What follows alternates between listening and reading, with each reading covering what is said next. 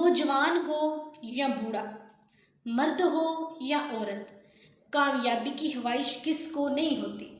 लेकिन ज़रूरी नहीं है कि हर शख्स कामयाबी की मंजिल तक पहुंच जाए। अलबत्ता कुछ चीज़ें ऐसी हैं जिन्हें अपनाकर हम कामयाबी की राह पर चल सकते हैं।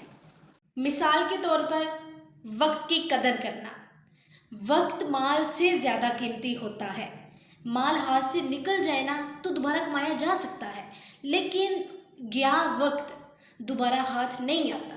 बाज़ लोग किसी को एक पैसा देने को तैयार नहीं होते, लेकिन अपना कीमती वक्त फजूल किस्म के लोगों की बैठकों में खुशी खुशी लुटा देते हैं।